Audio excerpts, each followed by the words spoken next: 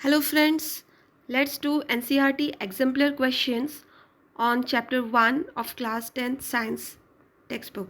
Okay, so the first question given in the exemplar book of science is which of the following is not a physical change?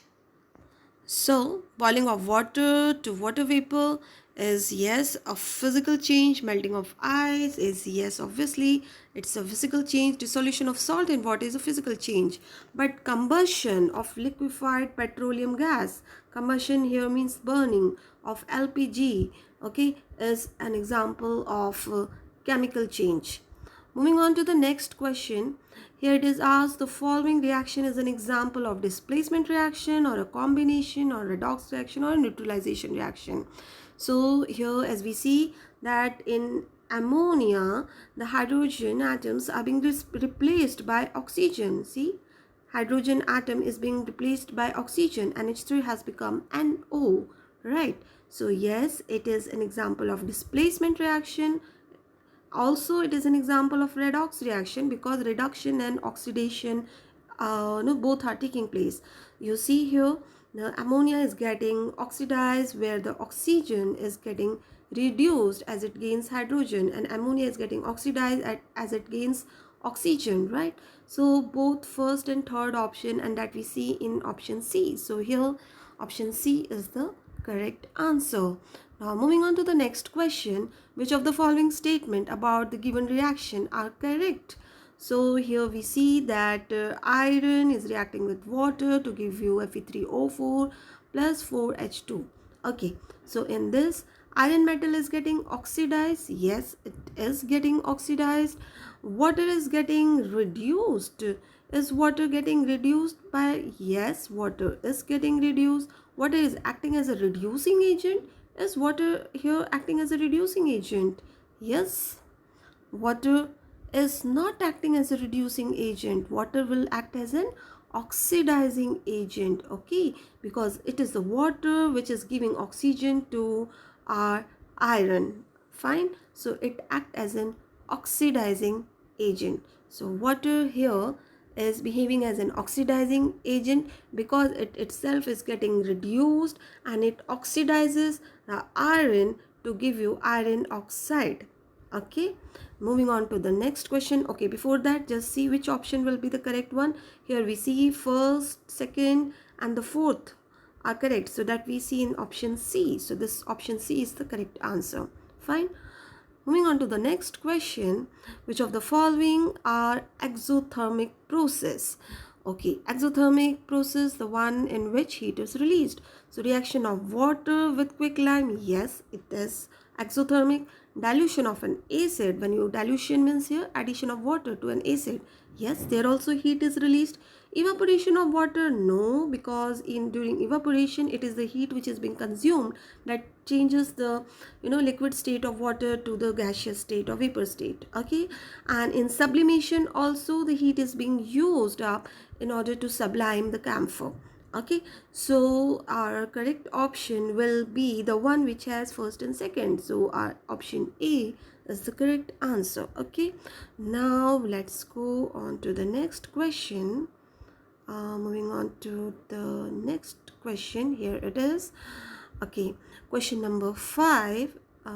Okay, so here in question number 5 we see there are 3 beakers and they are labeled as A, B, C, and each one is containing the same amount, okay, same amount, 25 ml of water.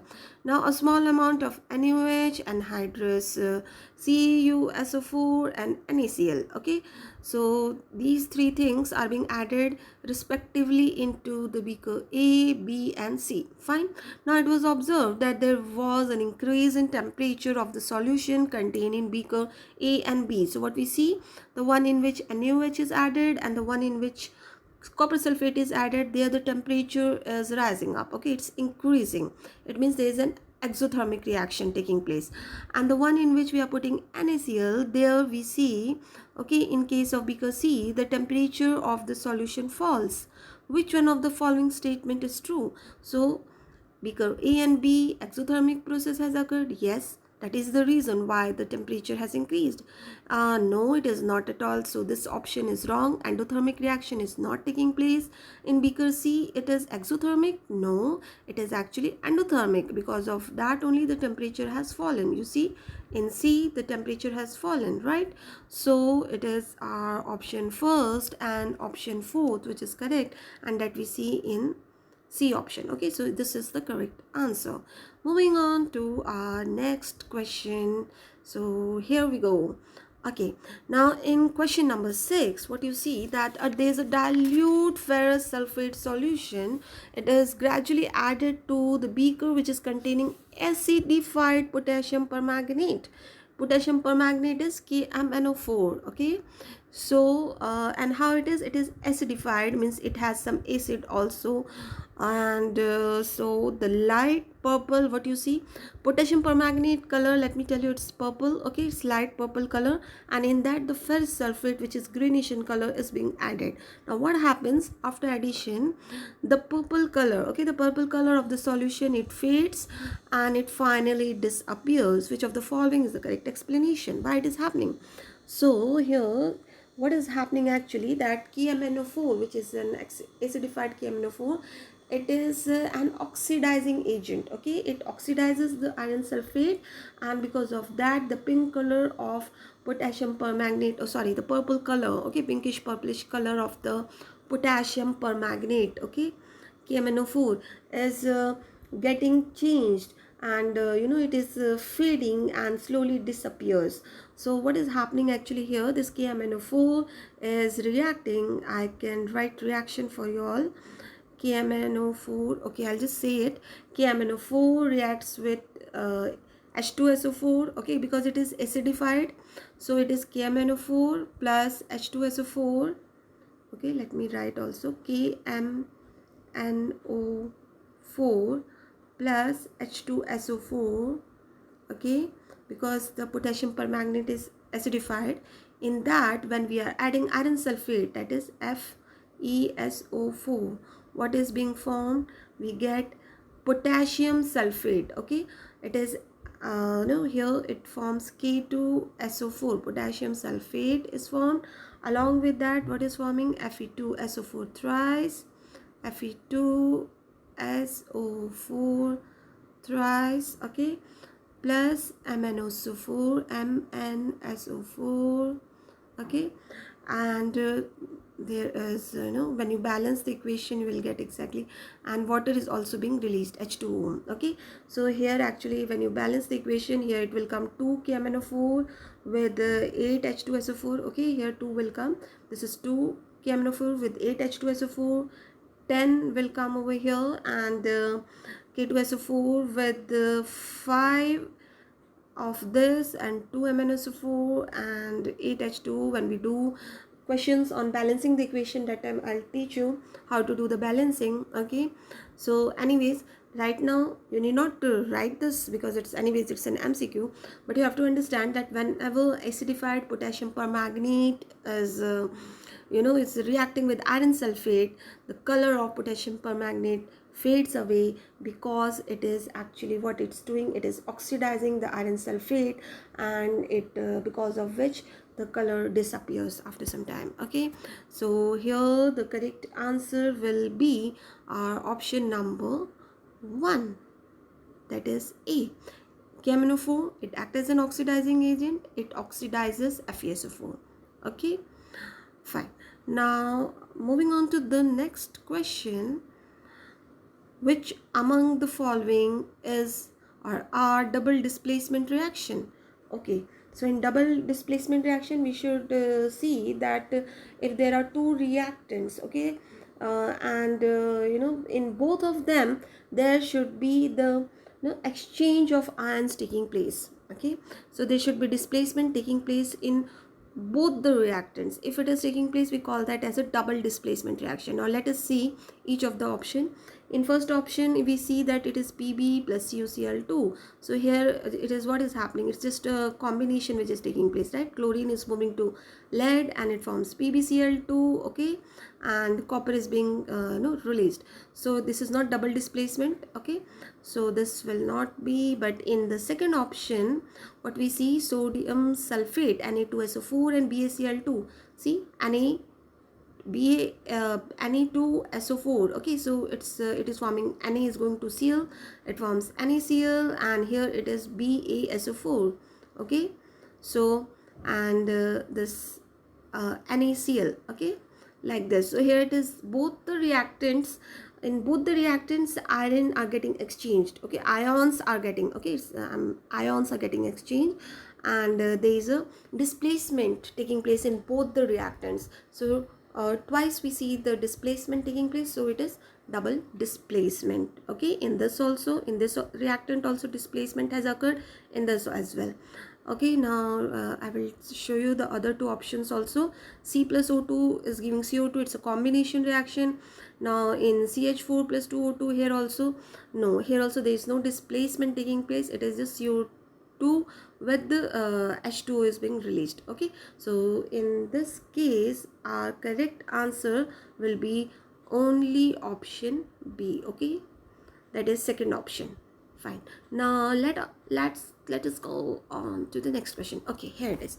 Which among the following statement is true? Exposure of silver chloride to sunlight for a long duration turns it gray due to. So why the silver get grayish in color, a little bit blackish grayish in color when it is exposed to sunlight? So what happens actually, there is the formation of silver occurs by decomposition of silver chloride, okay. So here the correct answer will be option A, okay. The formation of silver chloride, there is no sublimation taking place, this is wrong. Decomposition of chlorine gas, no, not at all. Oxidation of silver chloride, no, even that is not taking place. It is just that there is a formation of silver by the decomposition of silver chloride, okay. Just a second. Well,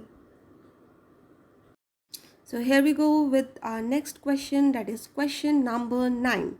Solid calcium oxide reacts vigorously with water to form calcium hydroxide accompanied by liberation of heat, okay. So it is calcium oxide which is reacting with water and heat is being released, means it is an exothermic reaction, and this process is called slaking of lime. Now, calcium hydroxide dissolves in water to form its solution. We call that as a lime water. It is not lemon water, it is lime water. Calcium, it's a calcium oxide with water forming calcium hydroxide. So here it forms a basic solution, because see here it is calcium hydroxide, okay. So hydroxide containing molecules are basic in nature, so our lime water is basic. If anything is basic, so it will have the pH above 7, right? So you see in option 3 it is given that the pH of the resulting solution will be more than 7. Yes, it will be more than 7, because calcium hydroxide in water is basic in nature, okay. It is containing hydroxide ions, it is basic in nature. Also it is an exothermic reaction, right? Because when this reaction is taking place, when calcium oxide, okay, calcium oxide, which we we call calcium oxide as quicklime, okay, when it is reacting with water, calcium hydroxide which is being formed, okay, which it has a basic nature, so during that time some heat is also released, so it is an exothermic reaction. So we have to look for the option which has both second and third, and that we see in option B. So option B is our correct answer. Moving on to the next question, on question number 10, barium chloride on reacting with ammonium sulfate forms barium sulfate and ammonium chloride. Which of the following correctly represents the type of reaction involved? So here in this question we see that it is BaCl2, that is barium chloride, reacting with ammonium sulfate, that is NH42SO4, and what it is giving? It is giving barium sulfate as a precipitate, it will be formed, and also ammonium chloride, that is NH4Cl, is formed, right? So in this, what we see in this reaction, what is happening is it a displacement reaction taking place? No. It will precipitation, yes, barium sulfate is getting precipitated, so yes, this is taking place. What about combination reaction? No, not really. It is not an example of, there is no combination. It is, in fact, it is a double displacement reaction. Okay, so not this third one, it will be the double displacement reaction.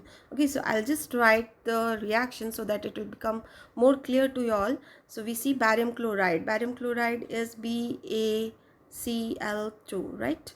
Now it is getting reacted with the ammonium sulfate, and ammonium sulfate will be NH4, okay, to SO4. Okay, this is your ammonium sulfate. Now when they react, it forms what? This Ba is going along with SO4, so it forms barium sulfate, BaSO4. Fine. And what else is remaining? NH4 is remaining and Cl is remaining, so it forms, and no, here 2 should come because both are 2 in number, so 2 NH4Cl. Fine. This is the reaction which is taking place. Okay, this is Cl. So BaSO4 plus 2 NH4Cl is being formed. So what you see here, that in the first reactant and in the second reactant, both the reactant we see there is the exchange. Okay, so exchange is taking place among both the reactants. So, and getting displaced in both the reactants, there is a displacement taking place, right? So we can call this as a double displacement reaction. Okay, so first option, sorry, the second option and the fourth option, so we have to look for the one which has second and fourth, that is in our option D. So this is the correct answer. Okay, second and fourth, barium sulfate is formed as a precipitate. You can show it as an arrow downward. Fine. Now let's go to our next question, that is question number 11. Electrolysis of water is a decomposition reaction. The mole ratio of hydrogen and oxygen gases liberated during electrolysis of water is. So what is the mole ratio of the hydrogen gas and the oxygen gas which is being formed? So when electrolysis of water take place, what is happening? It is actually, I'll write the reaction for you.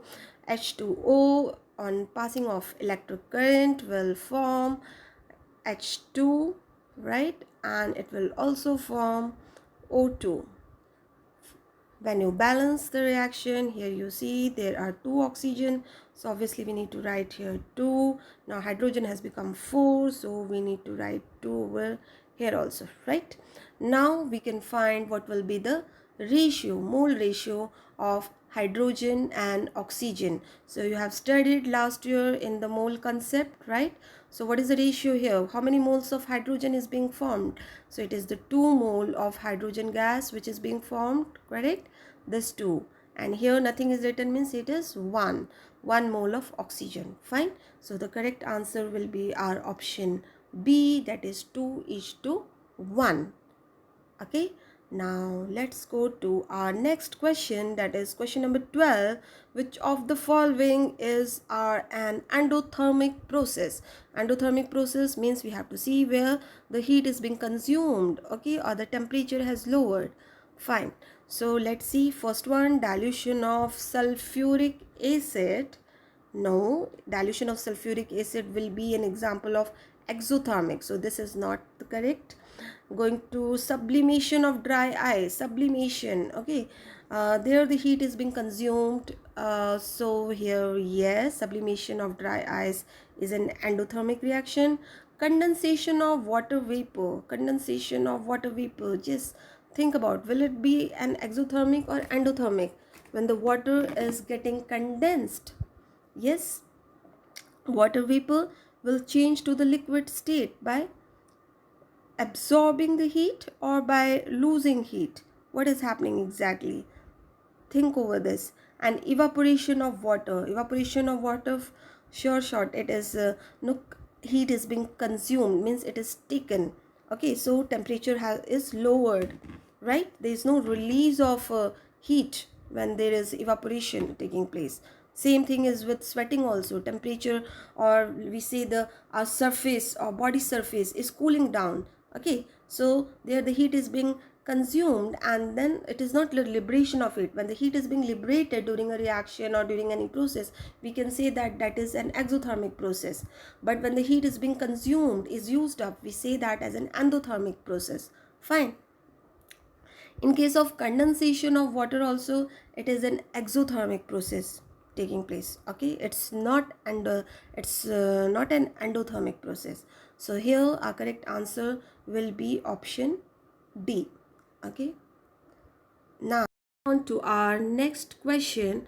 In the double displacement reaction between aqueous potassium iodide and aqueous lead nitrate, a yellow precipitate of lead iodide is formed. While performing the activity, if lead nitrate is not available, which of the following can be used in place of lead nitrate? Yes, what will be the answer here? So what is given exactly? That potassium iodide, I'll write the reaction for you. It is given that there is a double displacement reaction taking place, and it is the potassium iodide.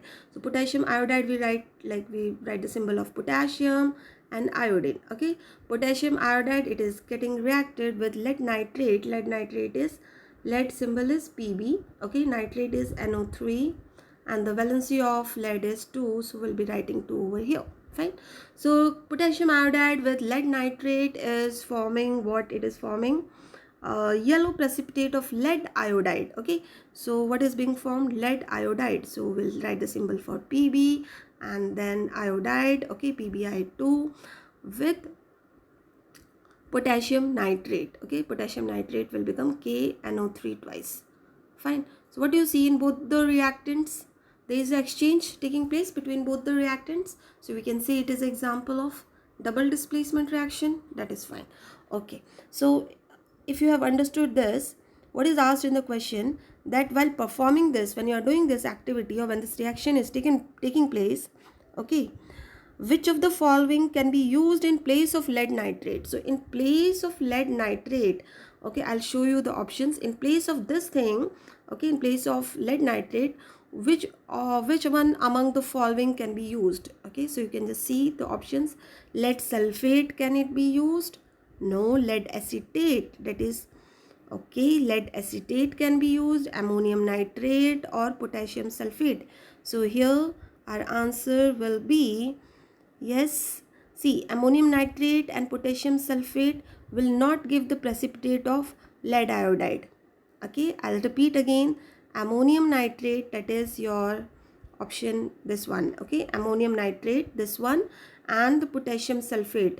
These two, they are not going to give the precipitate of lead iodide. We want lead iodide as a product. Lead iodide should be formed. So they will not give. Fine, that. So now if we choose between lead sulfate, if we see lead sulfate being insoluble, will not give Pb2 plus ions. Okay, this lead sulfate, it is given in the bracket that it is insoluble, means it is not going to give its Pb plus 2 ions. If ions are not formed, then how it will be exchanged, right? So how this will go and form the lead iodide? This will not be, Pb plus 2 will not be available for the iodine to combine, so they cannot form bond between them and it cannot be formed. Lead iodide will not be formed, right? So here our correct answer will be lead acetate. Fine, because lead iodide has to be formed. We want lead should be present, then only the lead iodide can form. No, we want what should be there in the product. It should be Pbi. Okay, PbI2 has to be formed. So we want one of the reactant, such a reactant which has lead, which should have the content, this lead content should be there, then only it can react with our potassium iodide to give lead iodide, right? Displacement will take place and this lead iodide can be formed. So this is the correct option. Okay, in ammonium nitrate there is no lead. Fine, and in potassium sulfate also we see there is no presence of lead. So that is the reason why these two cannot be the answer. I hope you are getting my point. Now let us move on to our next question. Okay, few more questions remaining. Okay, 1 second, let me just check. We have done with question number 11, 12, 13. Okay, now we have to go to question number 14. Okay, so just few more questions remaining as an MCQ. Okay, which of the following gases can be used for storage of fresh sample of an oil for long time? So in order to store oil for a longer period of time, what can be used? So here you remember it is helium or nitrogen gas, because they are not reactive, and that's the reason why we can use them for storage of oil samples for a longer period of time.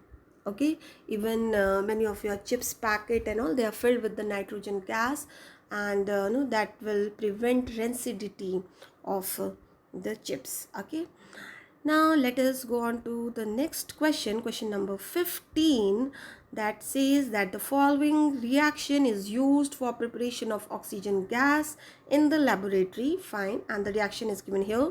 Question is, which of the following is or are correct about the reaction? Okay, so just have a look on this reaction. Now come to the option and let's see if they are correct or not correct. So it is a decomposition reaction. Is it? You see, is there decomposition thing taking place here? Yes, yes, there is decomposition. We see that KClO3, that is potassium chlorate. Okay, this is potassium chlorate. When heat is provided or heat is being supplied in presence of some catalyst, what is being formed? We see there is potassium chloride formed and oxygen is also formed. So what we see that this is the same thing, KClO3, which has been broken into two parts. One is KCl and another one is oxygen. So yes, it is decomposition taking place. Okay, and secondly, let's see the second option. Acha, okay, let's see, is it an exothermic or endothermic? We see here the heat is being supplied, right? So it is being used up. Okay, so for the decomposition reaction to take place, usually the heat is being used up whenever there is a decomposition, and you can understand from this heat which is written over the arrow, you can understand that heat is being supplied during the reaction, and because of that only this decomposition has taken place, breaking down has taken place. So yes, it is an endothermic reaction. Okay, so first option, yes, it is correct, but we'll see other three option also why they are not correct. It is a combination reaction. No, there is nothing being getting combined. It is a decomposition accompanied by release of heat. No, there is no release of heat. It is a photochemical decomposition reaction, exothermic in nature.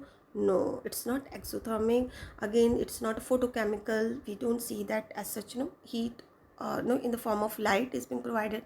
No, so that also again it's not a correct answer. So option A is correct one for question number 15. Now let's go to question number 16. Question number 16 says that which of the following processes involve chemical reactions? So let's see which one involve chemical reaction. Storing of oxygen gas under pressure in gas cylinder. So will it involve any kind of chemical reaction? Yes? No. Okay. Liquefaction of air.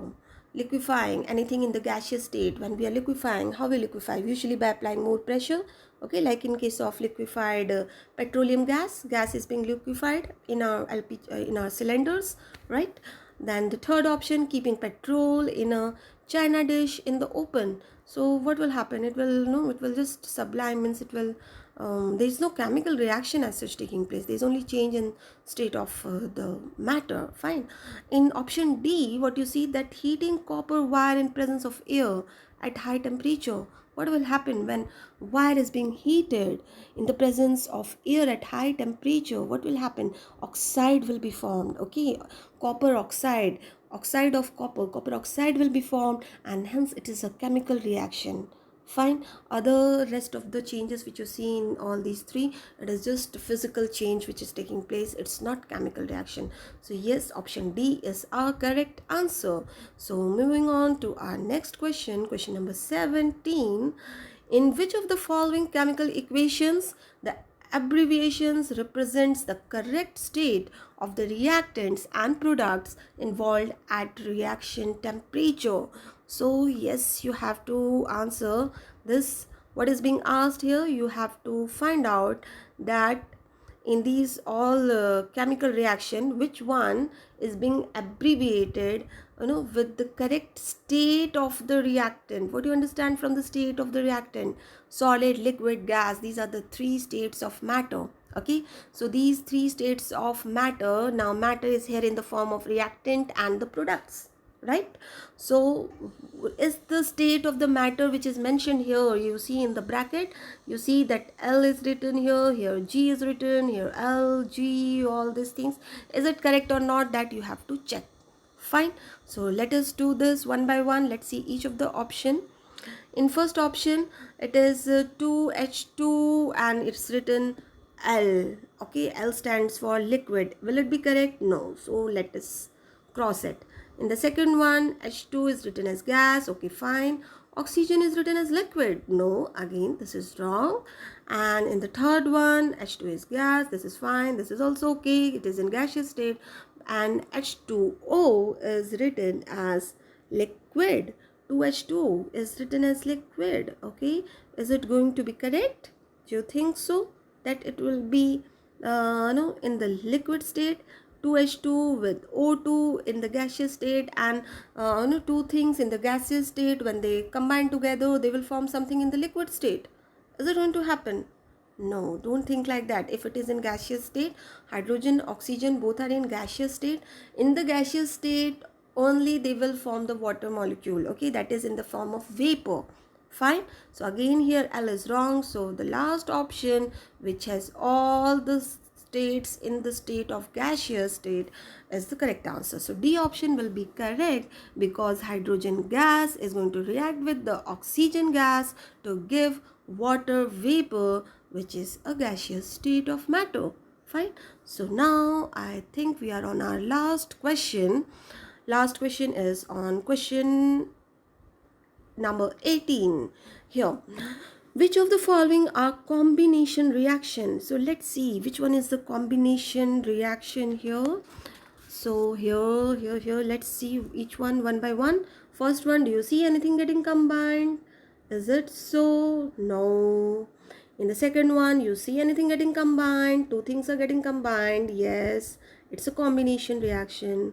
In the third one, is it happening? Aluminium with oxygen is getting combined to give a product, Al2O3. Yes, here also it's a combination reaction. But what about this one? Is it a combination or is it a displacement? What you see, zinc is displacing iron, right? So it's not a combination. Fine, it is what is happening here is a displacement reaction. So our correct answer will be the one which has second and third, and that we see in our option number D. Okay, so with this we are done with the MCQs given in your exemplar book of NCERT. After this, there are some short answer type of question and few more questions based on theoretical concepts that we will do in our next video. Okay, till then, keep studying, keep revising. If you have any doubt, talk to me personally, ask me, put your doubts, okay, and get it clarified. Thank you everyone. Take care.